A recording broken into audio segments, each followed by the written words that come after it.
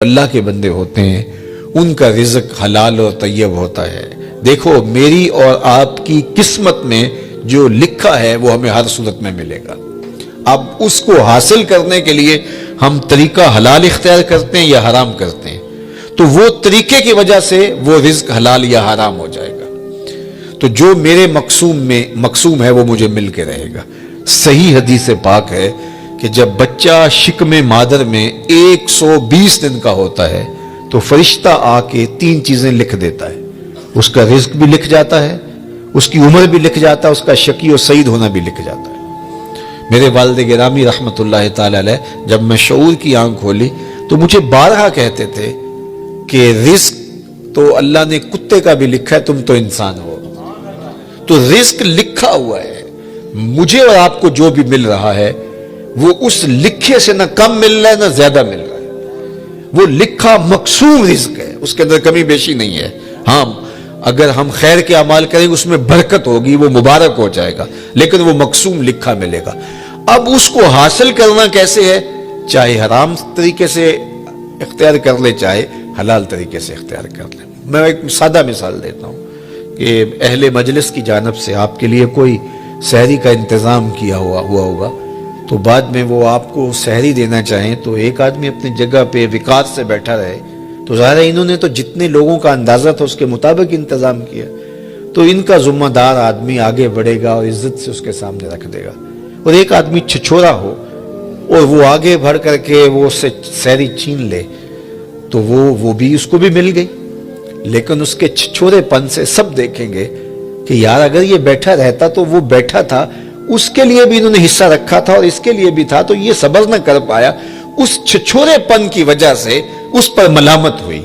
یہ بات ذہن میں رکھیے کہ رب نے میرا اور آپ کا رزق لکھا ہوا ہے، الٹی چھلانگیں بھی لگائیں تو اس سے زیادہ نہیں مل سکتا اور اس سے کم بھی نہیں مل سکتا۔ اب ہمارا اختیار ہے کہ ہم اس کے لیے چھچورا پن اختیار کریں، یعنی حرام طریقہ اختیار کر لیں، چاہے اس کے لیے حلال ذرائع اختیار کر کے اللہ سے توفیق مانگے تو ملے گا اتنا ہی جتنا ہمارے رب نے لکھا ہوا ہے۔ تو جو ثواب ہے اور جو عقاب ہے، گناہ ہے اور جو اس کے اوپر اجر ہے، وہ ہمارے اس عمل کی وجہ سے ہے۔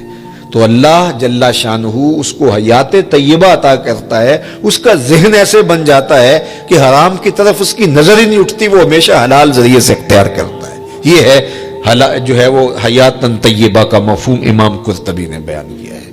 لیکن اللہ تعالیٰ جل شانہ یہ اگر توفیق دے دے، دل کے اندر یہ استقامت عطا کر دے تو پھر ہی ممکن ہوتا ہے، ورنہ ہم نے دیکھا ہے کہ یہ محبت ہی ایسی ہے دولت کی کہ اس کے لیے اکثر لوگ حلال اور حرام کی تمیز اٹھا دیتے ہیں، ختم کر دیتے ہیں، اور جب رزق پاک نہیں رہتا تو کچھ بھی پلے نہیں رہتا۔ یہ بات ذہن میں رکھیے گا۔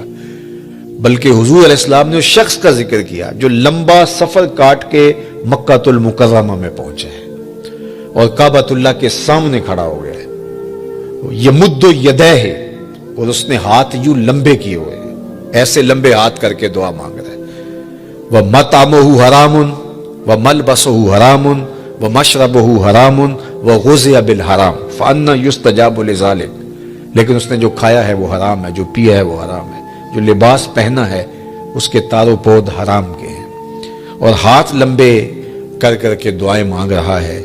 اللہ کے محبوب فرماتے ہیں مجھے بتاؤ فَأَنَّى يُسْتَجَابُ لِذَلِكَ، اس کی دعا کیسے قبول ہو جبکہ اس کا بدن حرام رزق سے پلا ہوا ہے، اس نے جو لباس پہنا ہوا ہے، جو حرام کے 2 کپڑے پہنے ہوئے ہیں وہ حرام سے ہے۔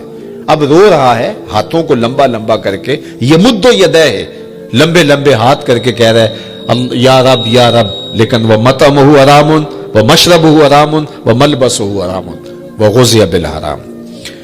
تو پھر بلکہ علماء نے یہ لکھا کہ اگر رزق پاک نہیں رہتا تو اپنی دعائیں تو قبول نہیں ہوتی، نیک لوگوں کی دعاؤں سے حصہ بھی نکال دیا جاتا ہے۔ جب اللہ کے نیک بندے پوری امت کے لیے دعا مانگتے ہیں تو امت میں یہ بھی شامل ہے، لیکن رزق ناپاک ہونے کی وجہ سے ان کی دعا کا جو اس کے لیے حصہ تھا نکال دیا گیا، ان کی دعا اس کے حق میں قبول نہیں ہوتی۔